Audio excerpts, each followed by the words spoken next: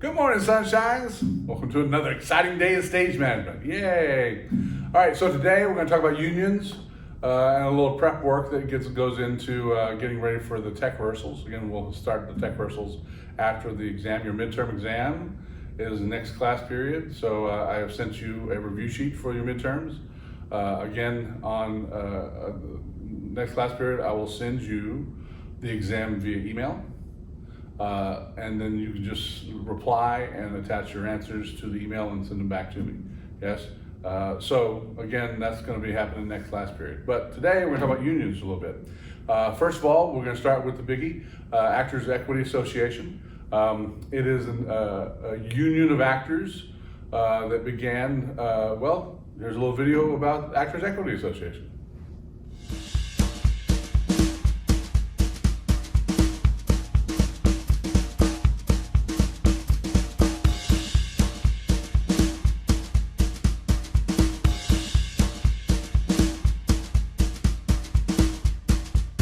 Before the curtain goes up, I'd like to talk to you about working in the theater. As a professional actor, I belong to a union called Actors Equity Association, and I've been a proud member of Equity since 1980. Equity's goal is to advance, promote, and foster the art of live theater by guaranteeing fair wages, safe working conditions for actors, singers, and dancers in hundreds of theaters across the country. The actor who says, I don't need anybody, will soon that nobody needs him. He'll soon know that, unless he has the strength of other actors with him.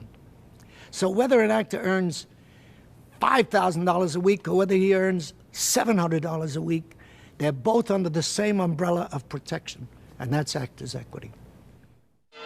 May 26, 1913, New York City. Stage actors form their own labor union. Actors say they're tired of no pay for rehearsals, no minimum wage, and no guarantee of performances. The first strike in the history of the theater occurs in 1919, and Chorus Equity is formed and joins Actors Equity in the strike. In the coming years, Equity wins restrictions on minimum wages and payments for rehearsals, as well as bonds to guarantee actors' salaries. In 1955, Chorus Equity and Actors Equity merge into a single, stronger union. Hi, I'm Brian Stokes Mitchell, and this is my Actors Equity card. The first time I received this card, I was in San Diego, California, working for a company called the 12th Night Repertory Company. And I remember opening the letter the first time that I saw and receiving the card and looking at it. And I remember thinking, wow, this is it. I've made it now. Now I am a professional actor. And it represented to me the fact that I was now one step closer to realizing my dream of performing on Broadway.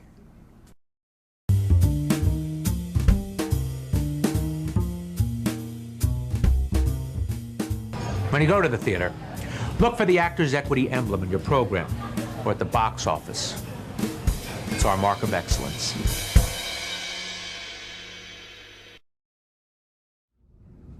Yay!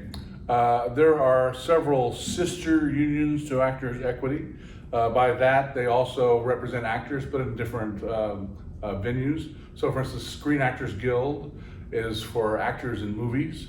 You have the International Association of Television and Radio Artists, AFTRA is what it's called. You have AGVA, which is the American Guild of Variety Artists. There are people like clowns and dog acts and people like that.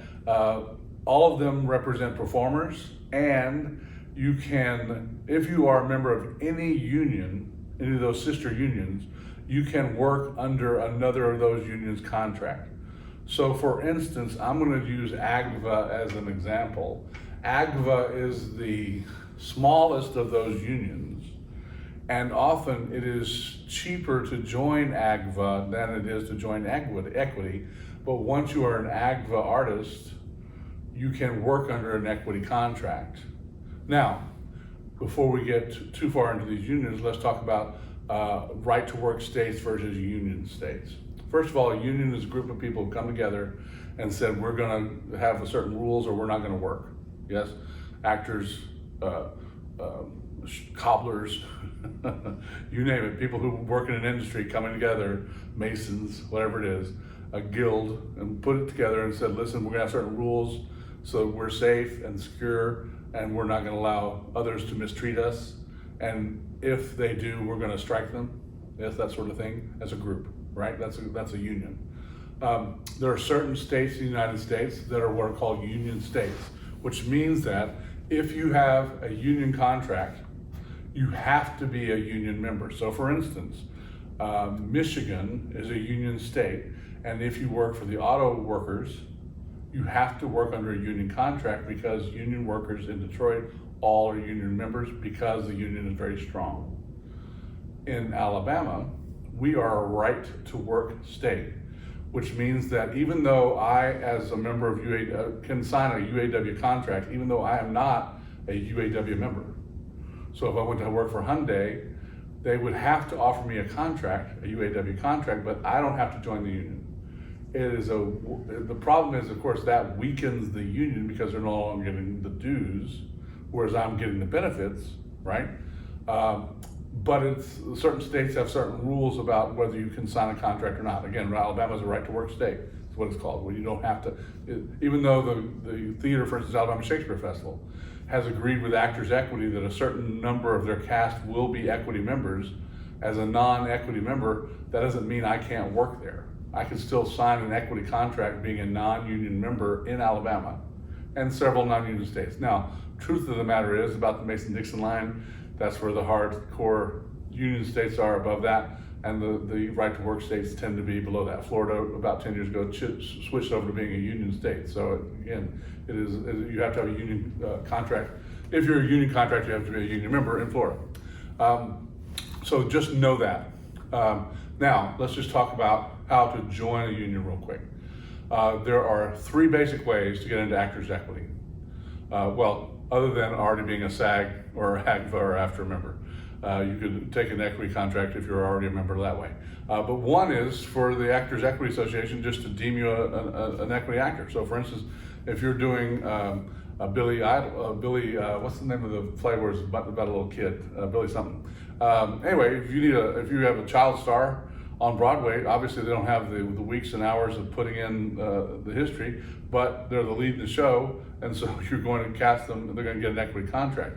And so equity can just, or a producer can just deem you equity. Bam, you're equity. Sign a contract, done, you're equity. There are 2 other ways for most people to get in. One is by becoming an apprentice. And then once you've assigned that agreement with equity that you're going to eventually become a union member, you can then work in an equity theater for 40 weeks. And at the end of that 40 weeks, you take a test, and then you are allowed into the union. The third way is to become an apprentice, and after 52 weeks, you will be an equity member. You don't have to take a test, but 52 weeks is it. After 52 weeks, you're either union or non-union, you gotta go, yes? Now, a couple of rules about unions. First of all, one of the rules about equity is your name has to be 3 letter characters different than anybody else's name. So that's the reason a lot of people have middle initials, or their name is spelled with a V instead of a PH, or whatever thing happens that makes the 3 letter characters different. A space is not considered a character. Because it's hard to see that you have 2 spaces, 3 spaces, or whatever. But things like commas, periods, those count. So dashes count, right? So J.lo could be your name as opposed to, well, J.lo is J.lo, I guess. Anyway, but equity members, that becomes your name. For instance, we had a director when I first got here whose name was Steve Martin. And so it would have been a lie. It would have been the truth. He directed several shows, and we could have advertised that Steve Martin is directing this show. But then audience members would come expecting to see Steve Martin, and of course, it's Stephen David Martin is his equity name because it's not Steve Martin. So that becomes your moniker. It becomes who you are, is your name. So again, equity once you become an equity member, your name will have to be certified that it's okay to be your name. So then you have the rules of equity. So we'll talk much more about that when we talk about stage managing for equity members in a couple weeks. But among the rules is that for every hour that you work in an equity contract, you have to have a 5-minute break, or the director can choose for every hour and a half to have a 5-minute break, or excuse me, a 10-minute break. Yes, and so that's in rehearsal. You also, for tech rehearsal, have this thing called a 10 out of 12. You get 2 of those, which means that twice in the run of the show or run of tech rehearsal, you can have a 12-hour day that you work 10 hours. It could be 10 hours straight.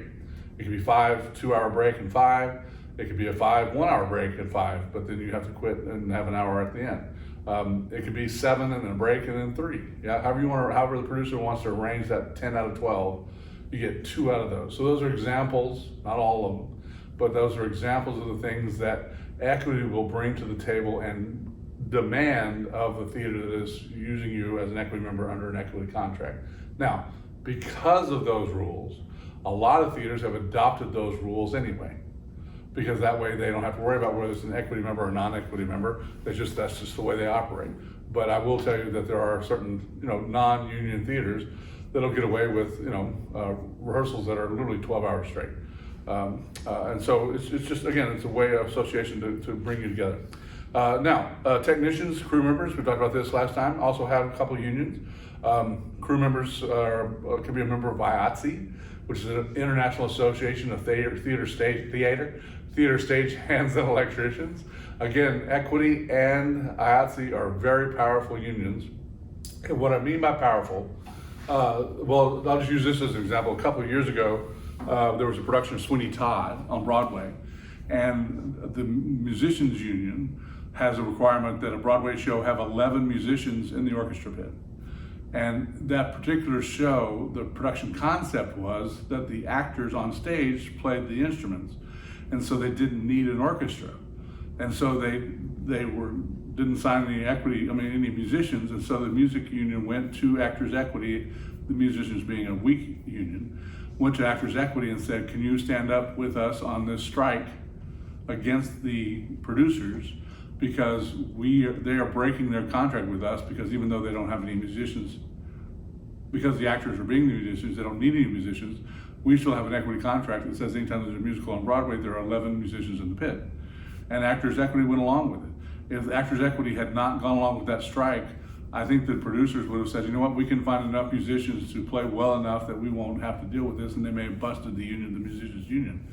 But Actors Equity is strong enough, because the people are there are good enough, that there's just a high quality drop once you get past an equity member to the non-equity member, and people know that, and so they're able to wield their power. IATSE is the same sort of thing. There are people in IATSE who just are very good at what they do, and they know they're good, and so they can wield that power to assist other unions in their support of whatever their cause may be. Now, as an example, USA is United Scenic Artists, and I'm going to say USA is a very weak union. And one of the reasons that I am not a USA member is because USA really has no corral on their union members. A lot of union members will work non-union jobs, in other words. If you become an equity artist, you sort of have a badge of honor, and to step down to a non-union job as an equity member is something most equity members won't do. However, in the United Scenic Artists Union, and this is what makes them a weak union, even though they become a member of the United Scenic Artists Movement and should only work under a union contract, because there are not that many jobs out there, they will usually find that they will take non-union jobs even if they are union members, which weakens the union. And because of that, when theaters that have signed a union contract with USA hire non-union members, there's really no repercussion, because they don't really have the power to stand up, and people like equity don't really come to their defense if they need it. So again, it's just one of those things where if they had a stronger union base, they could be a stronger union, but typically USA members, it's a nice badge, again, I'm a USA member, but it doesn't really exclude you from any work, it doesn't really include you in any work, especially with the right to work states that I work in. Yes, I don't tend to work in a lot of union states. If I was working in the Northeast, it might change your mind. Now, here's, again, these numbers may change over time, but one of the things about unions is that there are certain union rates based on what are called the LORT rating. Yes, LORT means the League of Resident Theater. There are 4 LORT levels: LORT A, LORT B, LORT C, LORT D. These figures are for example purposes only because they change all the time. If you're a LORT A theater, it means that you spend more than $5 million a year on your productions through the course of the year. If you're a LORT B member, it means the theater spends between $1 and $5 million on productions at that theater during the year. If you're a LORT C member, you're somebody somewhere between $500,000 and $1 million, and somebody who's a LORT D member somewhere between, well, $100,000 to $500,000. Depending on how much the theater spends, depends upon what the equity contract will be. So for instance, if you're working equity in a LORT A theater, in other words, a theater that spends more than $5 million a year, your minimum equity contract, and again, these numbers are going to change, but I'm going to say for now, it's $750 a week. Yes, you can get paid $750 a week on a LORT A contract. Now, can you be paid more? Sure. Can you negotiate as an actor more? Absolutely. But the union says to equity, to the theater, let's say for instance, the Alabama Shakespeare Festival, the festival stage, the main stage is a LORT A theater. And so they have to pay their actors $750 per contract minimum to work in that theater. Yes? Now, the smaller space of the Octagon might be a LORT D theater. So they can get away with paying $450 per actor. Yes? So there's a different scale of the actor depending upon how much money the theater actually spends and what ranking they have. Now, in addition to those LORT League of Resident Theater rankings, there are a couple of other rankings. There's a Broadway level, which again, if you're working on Broadway, there's a Broadway minimum. I'm gonna say it's $1,000, it's probably $2,000 a week that you're gonna make working, even if you're Joe Schmo, just somebody comes in. Matter of fact, just a funny story. There was a production, 20 years ago, called Me and My Girl. And at the end of the first act, they were moving out of this mansion, and there was a suit of armor on stage that had been there the whole show, up to the intermission. And as they're leaving the house with all their baggage and things, they realize they have no one to carry the suit of armor. So the guy whistles at the suit of armor, and the suit of armor stands up erect and walks out with them. So it's a sight gag. And then you realize that some poor sock had to be sitting in that uniform for the entire first act. Well, the guy who they hired to be the sock sitting in the uniform was one of our friends whose wife happened to be in the chorus, and he was had nothing to do at night, and so he got paid equity minimum to sit. I don't know if I could have worked for that. I don't know if I could handle that. Sit still like that for that long. It would have driven me crazy, but he did a great job at it. So anyway, whoever's on stage, if you're on Broadway, you're an equity contract, and you're getting paid equity minimum. Again, you can always negotiate more. And stars, Tom Cruise, well, not Tom Cruise, never on Broadway. Tom Hanks been on Broadway. Tom Hanks, when he's in a show, can negotiate more. Denzel Washington's done several shows on Broadway, he can negotiate more. The thing about it is, like for instance, a couple years ago, Denzel Washington was in a production of Julius Caesar. And because he had already been paid for a movie that wound up not being made, he'd already made his money. And so he did it for equity minimum, even though he personally could have charged more because he wanted the show to get done. Right? And so sometimes you will find people who are frugal enough with the rest of their life that they don't need the extra. I know that makes sense to the rest of us. But it allows for the production to happen, and it allows for everybody else to make the money that they need to make, and the producers to be able to afford the production without then have the name that will sell the show. And then you also have a special contract for theaters that don't tend to have equity members, but occasionally we'll need somebody who is an equity member for a role, like if they're doing an Elvis impersonator and the only person they can find is an Elvis who's an equity. You can have a special contract with equity for just a show, but again, you're going to have a minimum on that contract. If there is an equity member in the show at all, you have to have an equity stage manager in the show, and an equity stage manager tends to get paid about 10% more than the actor minimum. A couple reasons. A, you're there from dawn to dusk, basically. You will also have what's called a prep week.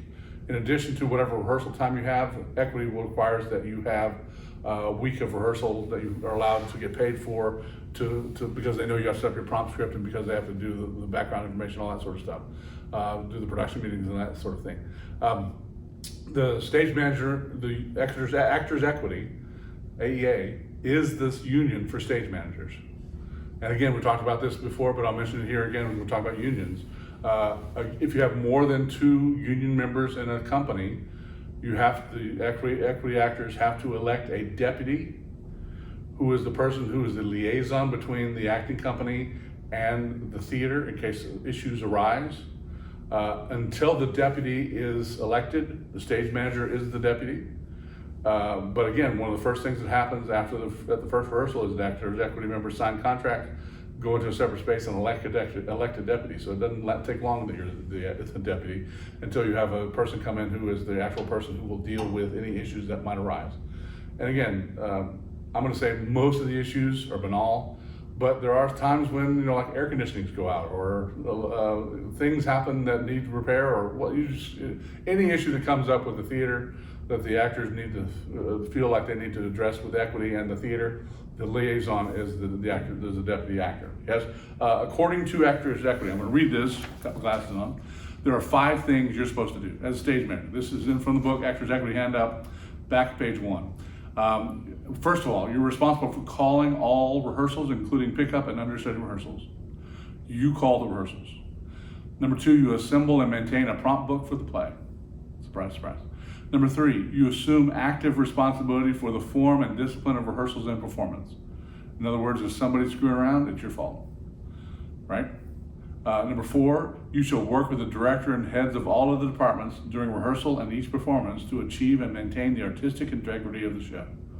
That's your job, according to equity, to maintain the artistic integrity. Number 5, you keep records to advise the producer and or heads of departments of matters of attendance, time, changes in script, etc. So anything that alters, and again, the big one there is time. Because especially, I'm just gonna use summer stock as an example, because it usually is the worst. If you're in a summer stock situation where you have actors who are performing a show in the evening, and Actors Equity, you can work 35 hours a week. That's what you're being paid for. The actor's minimum, whatever the level is, your contract, you're getting paid for 35 hours a week of rehearsal time. Because again, Actors Equity is ruled or determined that it takes an actor about a half hour to get into and out of their costumes or prepare or warm up or whatever it is before and after rehearsal. So they give you 5 hours to make a normal 40-hour work week. Those 5 hours are given to warming up for the actor. So you have 35 hours that you can account for in rehearsal, and anything above that you get time and a half. Yes. So you divide the rate by the number by 35 hours, that's your hourly rate, and you time and a half. Now, I will tell you, most actors don't mind being paid time and a half. So the actor is going to be fine with it, usually. Yes, hey, I need you to stay an extra couple of hours.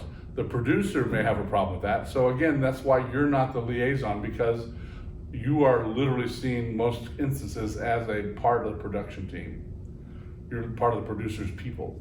Because your job is to let the producer know that they're spending extra money on overtime. And again, because you're in charge of budgets, the technical directors, the 2 of you, but you've been charged with the budget overseen by the producer. It's your butt when you come in way over budget. Yes? So your job is to keep track of how many hours people have worked and make sure that they get paid, compensated for any kind of thing. I'm gonna add 2 things to that. This is just me. I think a good stage manager does both these things. It's in the rule book, but I think you do both these things. One is to relieve the director of any technical concerns. Your job is not to interpret the play, but your job is to make sure the play gets performed. And again, this goes to the artistic integrity, so it may sort of be hinted at. But I'm going to say again, your job is, if there is a technical concern, your job is to solve the problem as much as you can before it gets to the director's eyes. And then the biggest thing is to keep channels of communication open and clear at all times. You should always be a conduit both coming and going to your office so people understand what's going on. All right, so there's a little history of equity. Here's an equity stage manager telling you about his life.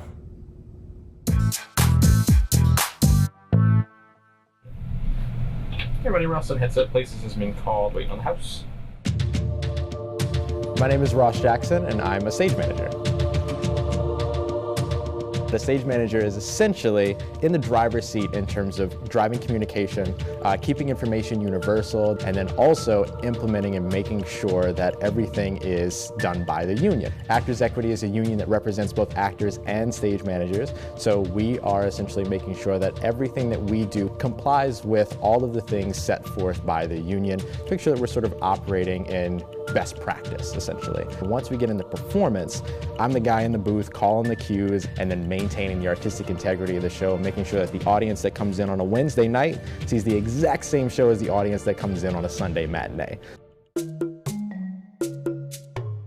You'll walk in for those evening performances, and then you sort of take the time to, make sure that everything is in the right place and exactly where the actors are expecting it to be. So you'll see me walking around the stage, sort of making sure, making little finite adjustments, making sure everything is exactly the same sort of pinpoint way. I'll come in and set up, sort of pre-create my daily call and my show report for the evening. So I'll be sitting there on my computer, getting all that information and everything ready. Then once the cast shows up, if we have a fight call, we'll run a fight call on stage. Then the real stuff starts happening. Once you hit half hour, you open up the house, and then you make your calls for the cast. And once you get to places, you head to the booth, and then you call the show.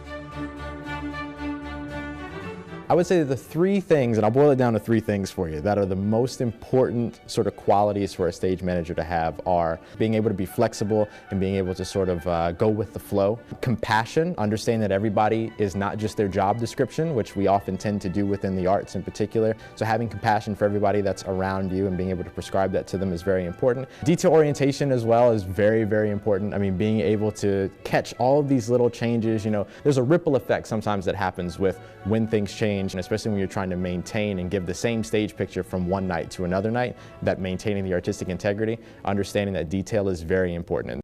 I learned to become a stage manager pretty much at the University of Arkansas at Little Rock, which is where I went to my undergrad. Just was really the right thing for me at the right time, and then the craft and the art really built from that. So that all happened for me. The foundation was at the University of Arkansas at Little Rock, and then I really sort of honed in my training and really honed in on my craft at the University of California, Irvine, doing their master's program, and the rest was just field work. My first big break, I was fortunate enough to be accepted as a part of the stage management intern team for Wicked on Broadway. And so I had graduated on Saturday, and then I flew out on Sunday, and I immediately started there. And it was just an incredible opportunity to get to learn from some of the best in the business. Always, always, always never be afraid to say, I want to be a stage manager. I want to work at this level. I want to be an actor. I want to be a designer. Whatever that is, let everybody know what it is that you set forth for yourself that you want to achieve and how you plan to affect other people in doing it, because that's got to be, everybody's looking for a purpose, so let everybody know what your purpose is so they can help you achieve it. Cool. Again, an equity card does not guarantee you work. There's nothing about being an equity member that says you will work. It just means that when you do work, you will have certain guards against being abused or misused. Yes. As you are, once you have your equity card, there are ways of, there's a way to get hired. There's job placement service, let's put it that way, that equity runs. And so there's a magazine, well, online probably now, but they will send you a weekly, if not monthly, update of opportunities in employment that you can watch. So again, the equity will work with you to help you find you a job. But again, it's not a guarantee of any kind of job, that sort of thing. I would still, again, develop your networks, directors you've worked with, keep track of them, send them Christmas cards, call them occasionally, how you doing, be Facebook friends. If you're in town, go see some of their shows just to keep reminding people that you're out there, that you're available, whatever it may be, right? So networking can be a very big thing. I would get a sort of a card file is what I'm old, but have a contact list. Have people that you know in the industry, because it's amazing. I'm talking about crew members from 10 years ago. Keep in contact with. I mean, not just directors, not just people that were in charge of productions, but you'll be amazed at how people who 10 years ago were sweeping the floor for you will now be producers of small theaters in Chicago that need stage managers. Yes. So again, especially if you're somebody that you enjoyed being around and working with, that you had a high respect for, keep in contact, keep a list, that sort of thing. All right. So one thing before we get into Tech Week after the test. Here's just some terms you're going to come in contact with and things that you can do to help prepare yourself, knowledge you need to have before you start dealing with technical issues during the tech rehearsals. First of all, just some rules. In lighting, instruments, they're called instruments. There are a variety of lighting instruments. There's two basic types. One is what's called an ellipsoidal reflector spotlight, which refines the light, which hones the light down, which focuses the light. You can use these things called gobos in them. Again, this is not gonna be on the test, just words that you need to be aware of and what they mean. A gobo typically is a piece of tin that's been cut out in some sort of pattern. It could also, there's a variety of ways to achieve this effect, but the ellipsoidal has two focal points, so you can place the lamp at one and then shutters and or gobos at the second. So it's a very useful light in focusing and honing the light down to a specific place. The other type of light is a Fresnel, patterned after a device or a lens developed by Auguste Fresnel, who was a lighthouse operator who didn't want ships running into his lighthouse island. And so he developed this lens that spread light out as far as it could be. And so theater took that lens and reduced the size of it and put it into a lighting instrument. So whereas an ellipsoidal reflector spotlight hones the light down, a Fresnel is meant to spread the light out.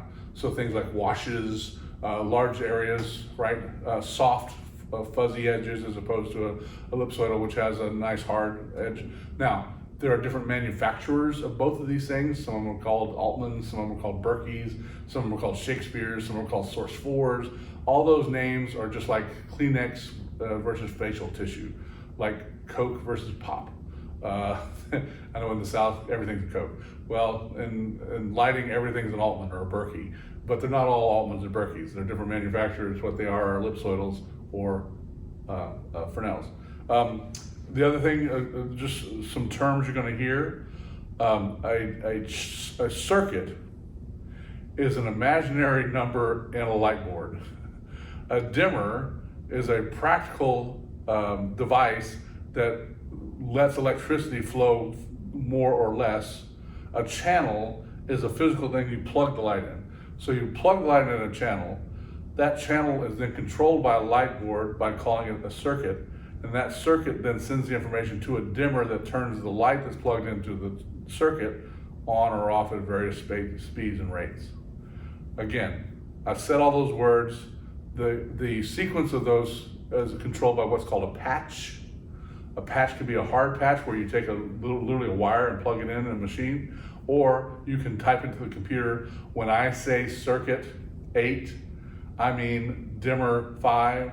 And so when you say channel 8, I mean dimmer 5, you say channel 8 at full, then the board will translate to that dimmer. And most theaters nowadays are what's called dimmer per circuit.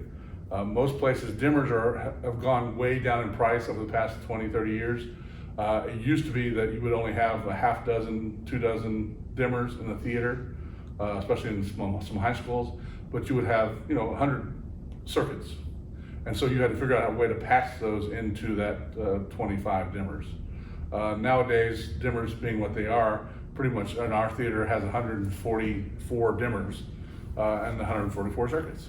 So they're dimmer per circuit. So circuit number 5 in the grid is dimmer number 5 in the panel. So again, you can change the patch of it on the board by just renaming it computer-wise. There will be little fader bars. A fader bar is a little slider bar that you can bring up and down. There will be bump buttons that can turn the lights on full or off. There'll be a master, a grand master, which again you can have up full or down, and that'll change the intensity of the light, of all the lights. There'll be a blackout button somewhere on that board. Oftentimes if nothing works, it's because the blackout button is on, which means that if it's been depressed, you got to tell the joke so it won't be so depressed. A queue is an environment. So if you're in one lighting queue, the next queue will change that lighting environment. Maybe a blackout, maybe a fade to black, right? So that's called a queue. Blind, there's a way to record on a computer board that doesn't affect the actual lights on stage. It's just recording what's called in blind. It's a little button you push, and that way you can work on various cues ahead of time and then go back to the stage, which is often is called live as well, where you're actually dealing with every time you push a button on the board, it changes the light live. Yes, but just again, some terms to wash over you. A special is any kind of light that does one specific thing. So like a lot of times you'll have a downstage center special in a show because all it does is light up down center. If you have a practical on stage, and this is true of props as well as in the lighting, but anything that's called a practical works the way on stage that it does in life. So for instance, if you have a lamp on stage that turns on and off, it is a practical lamp. Now, advice to you, and if you happen to have a lighting designer, or advice to the lighting designer, an actor should never actually turn a light on stage. It should be a part of a cue, and the actor should pretend to turn the light on. Doors should never have real latches in them because actors just become other creatures on stage, and simple things like turning on a lamp or opening a door can cause consternation. And so you want to avoid that as much as possible. Yes, I'm just trying to be nice here. Anyway, so there's some terms you're going to deal with lighting designers. In sound, you're going to have this mixing board, especially if you have body mics, where you can raise and lower the sound of any particular person. You can also change and alter the pitch of the person. There are several types of plugs. One is called an RCA plug. It's like plugging into your video recorder. I know you don't have video recorders, but it's a one-pin little connector. There's also this thing called an XLR connector. It's a sound cable, which goes into most microphones. It's a 3-pin connector. You're going to have an input to most devices and an output. I think that's self-explanatory, but it may not be. The input is the information going into the device. The output is the information coming out of the device. Again, you're going to have speakers. Placement of speakers, a lot of times you can take small speakers and put them like in radios and things on stage, especially old-timey radios. But you can also have the house system that can work. Again, you're going to have this thing, faders, the same sort of bars that are in the light board, but sometimes they come from this thing called a potentiometer, which is way back in the 30s and 40s, but it was a dial. And one of the things about sound is always emitting at the level it was recorded at.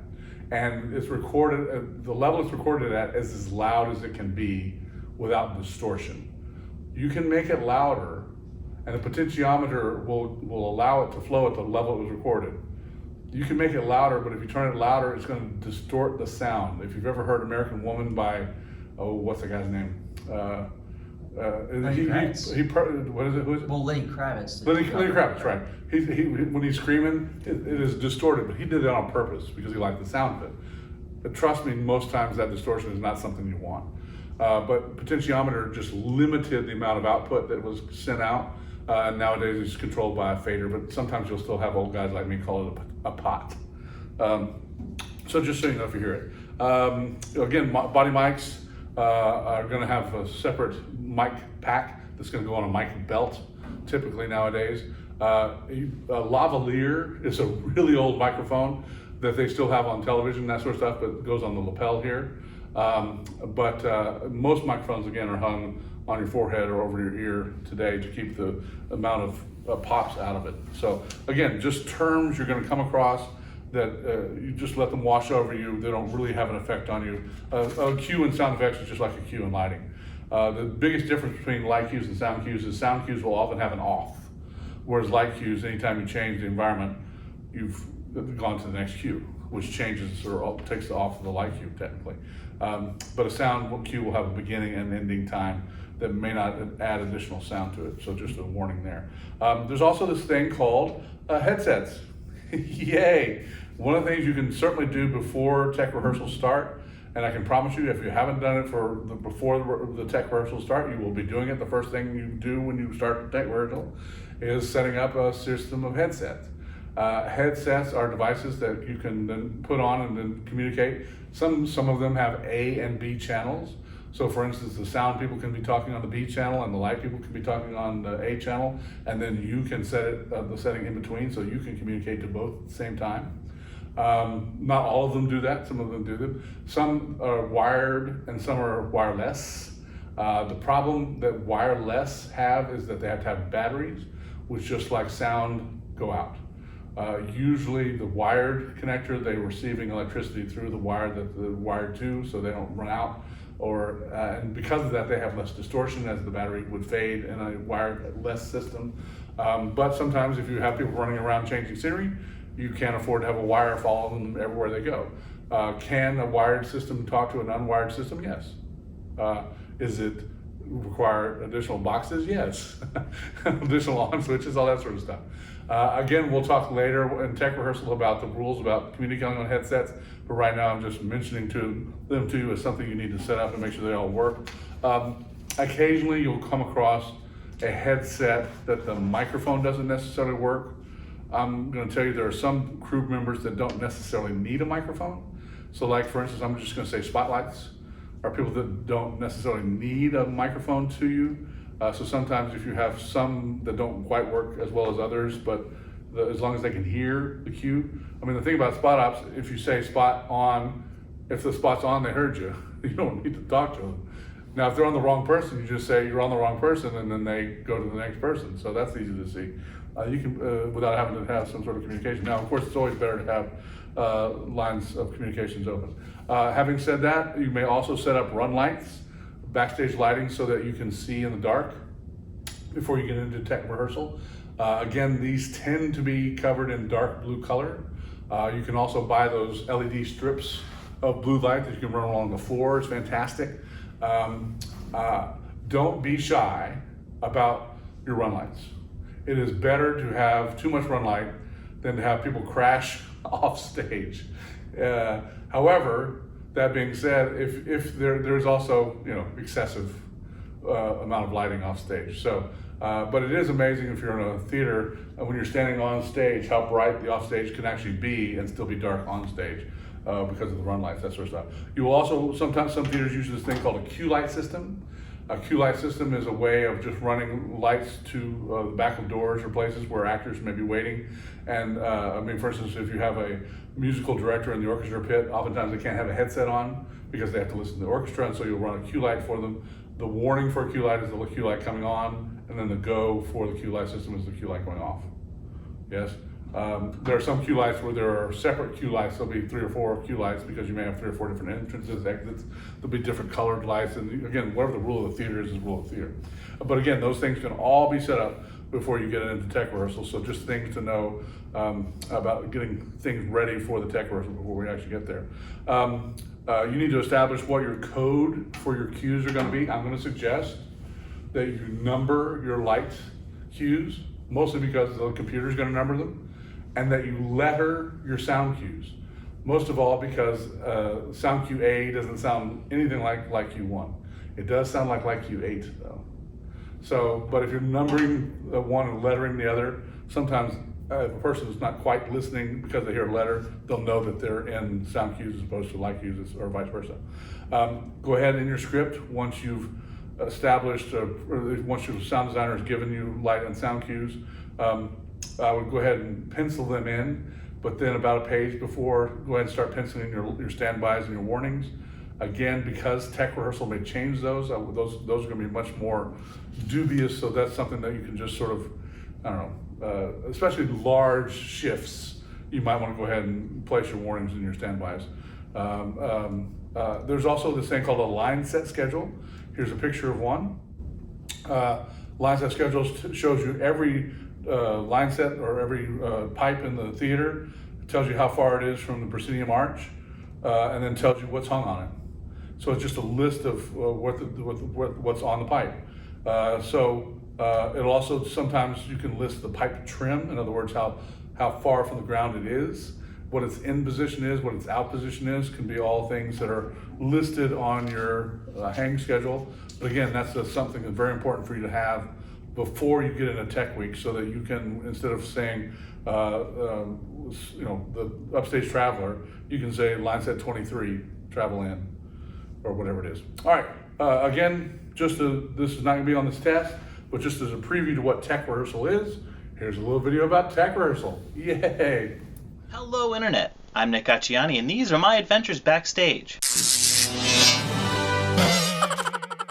Today, I'm going to talk about why I didn't do a video last week. And that's because I was in tech for Pride and Prejudice at the Actors Co-op, which is currently playing. It opened last weekend and is going until March 15th. Information is below. But what is tech? If you're new to theater, or if you know someone who's in theater, you may have heard about this looming presence of tech that when people are in it, when shows are in it, you can't talk to that person at all because they're in tech. Or if you are not in theater, you might have no idea what I'm talking about at all. But that's okay, because now I'm going to tell you. Tech is the week or two before a show opens, where all the technical elements are added into the show. Think of putting a show together like making a sandwich. Rehearsals are getting everything out and everything prepared. The bread, which is the show, and then the meat, which is like the acting and the directing and all that. Without any tech, it's just like a ham sandwich with nothing on it. But the tech is like the condiments, all the lettuce, the tomato, the ketchup, the mustard, the cheese, all of that. It just makes it better. It enhances the show. And tech is when all that comes together. It's that moment before you eat the sandwich when you're actually putting all of those condiments on and you're getting excited because you're putting the barbecue sauce on the sandwich that doesn't always have barbecue sauce and you're just really excited about it. That's kind of what tech is. But why it's this looming presence is because it is a very long and kind of tedious process. Because the technical elements aren't easy. They're not just to snap the lights on, snap the lights off. You want to do some fun things with them to, again, enhance the show. So I'm going to break it down for you. Tech is in kind of 5 stages. You have the dry tech, cue to cue, tech runs, dress rehearsals, and previews. Breaking that down even further, what is a dry tech? Dry tech is when, before anything else happens with tech, the stage manager sits down with the designers and possibly the director, and they go over all the cues that the designers have built for the show. So the lighting designer is saying, this cue 1, when the lights come up, should happen on this moment. This cue, when the lights fade from one side of the show, one side of the stage to the next side of the stage, should happen on this word or this action, and the sound is the same way. This crash should happen when he snaps his fingers. This should happen when he says word. All that happens in dry tech, and the stage manager is putting it down in their cues. And this is kind of like the ideal world where all the cues should happen perfectly based on that. Now, we all know that no one on earth lives in an ideal world. Nothing ever happens perfectly, and that's what cue to cue, the next step, is for. So cue to cue is literally stepping through all of those cues one by one by one with the actors and the director. You start at the very beginning of the show. Cue 1, the lights go up. Cue 2, the lights go into the next scene. And the actors go through the scenes and go through where the cues are. So they're only going a couple lines before and a couple lines after where a cue is, so the stage manager can get the timing down. Figure out the timing. I have to call this cue. I have to say go when he says, if the line's let there be fire, I have to call it on there because of the time it takes for me to say, like cue go, and for the board operator to hear go and hit the button. The other part is to introduce the actors to all the cues because they've been used to rehearsing in full light. Now they get to see where the blackouts happen, how much time they have to get off stage, all of that comes into play. And for the director and the designers, it's their time to tweak things. It's the director's first time seeing the tech, so he or she can say, I like that, that's great, I don't like that, maybe change that a little bit, that type of thing. Because cue to cue is so time consuming, it can take several hours to days depending on how many cues are in the show, how cue heavy the show is. Actors Equity, the union for stage managers and actors, for every contract that they have with the theater, they regulate the hours that an actor and stage manager can work. Generally, it's no more than 8 hours in a day. The only exception to that is that tech. They give 2 tech days that they call 10 out of 12s. That's where the actors and stage manager can be there in the space for 10 hours at a time with a 2-hour break or 2 1-hour breaks. And that's the best time to do the cue to cue because it's all in one compact time. During these 10 out of 12s, after the cue to cue is done, generally the next step is to do a full run through with all of the tech, or the tech run. Generally this doesn't include the costumes because that's a whole separate new step that's going to be intense too and is going to happen at the first dress later. This first tech run is just the tech to get the pacing of the show, for the actors to see, to do the whole show for the first time with the lights and the sound and projections and whatever other tech there is. After that is a dress rehearsal. It's the first time that the actors are now in full costume with all of the tech. And this is super important because this is the first time that they're doing quick changes. Quick changes are when an actor leaves the stage and has to change their costume for their next entrance, but has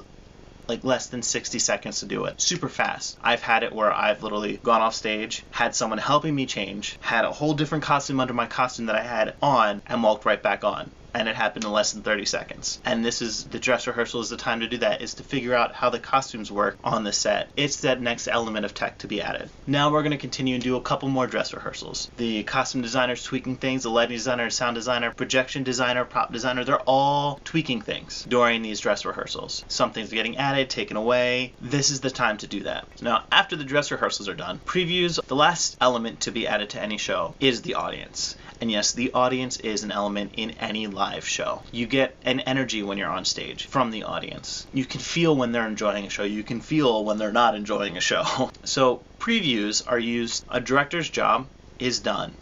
And actually all the designers' jobs are done on opening night. After that, after the show is officially open, a director and a designer cannot make any more changes. It's like that in any equity contract, director's contracts. That's just how theater works. So that's why previews are important, because a director might have directed something and the audience doesn't react to it, or they react poorly to it, and the director that's when you feel that out. So previews are your time to change things after adding the last element of the audience. So now, why this process is tedious is again because of that cue to cue, and it's so stressful because of these tech elements. It's stressful trying to do all this in basically 20 hours, because you want that cue to cue to be done by the end of 10 to 12. You actually kind of want it to be done by the end of the first day of the 10 to 12, so the second day of 10 to 12 you can have your tech run in the morning and your dress run at night. So actors will be standing around, they'll be doing the same scene over and over again, they'll be sitting around for hours at a time not being used, kind of like a film set. And that has led to a lot of people calling it Hell Week, and by a lot of people,